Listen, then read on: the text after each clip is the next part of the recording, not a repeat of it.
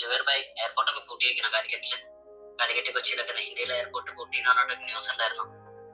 ചില കാര്യങ്ങള് പിന്നെ എയർപോർട്ട് ക്ലോസ് ആണ്. അസ്സലാമലൈക്കും, എന്താ നാളെ നാട്ടിൽ വന്നത് തിരിച്ചു വരാൻ പ്രശ്നം വരും.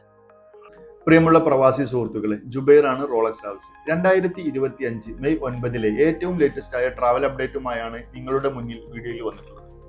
ഇന്നലെ വൈകുന്നേരം മുതൽ ഇന്ന് രാവിലെ ഞാൻ ഈ വീഡിയോ റെക്കോർഡ് ചെയ്യപ്പെടുന്നത് വരെയുള്ള സമയങ്ങളിൽ എനിക്ക് വന്ന ഭൂരിഭാഗം കോളുകളും വാട്സപ്പ് മെസ്സേജുകളും ഇന്ത്യയിലെ എല്ലാ എയർപോർട്ടുകളും ക്ലോസ് ആയിട്ടുണ്ടോ, കേരളത്തിൽ നിന്നുള്ള സർവീസുകളെ ബാധിച്ചിട്ടുണ്ടോ തുടങ്ങിയ മെസ്സേജുകളായിരുന്നു. എന്നാൽ ഇന്ത്യയിലെ എല്ലാ എയർപോർട്ടുകളും ക്ലോസ് ആയി എന്നുള്ള വാർത്ത അടിസ്ഥാനരഹിതമാണ്, തെറ്റാണ്. കഴിഞ്ഞ 2 ദിവസം മുന്നേ ഇന്ത്യയിലെ 27 എയർപോർട്ടുകൾ താൽക്കാലികമായി ഷട്ട് ഡൗൺ ചെയ്തിരുന്നു. എന്നാൽ ഇന്നത്തെ പുതിയ അപ്ഡേറ്റ് പ്രകാരം 27 നിന്ന് അത് 24 കുറച്ചിട്ടുണ്ട്.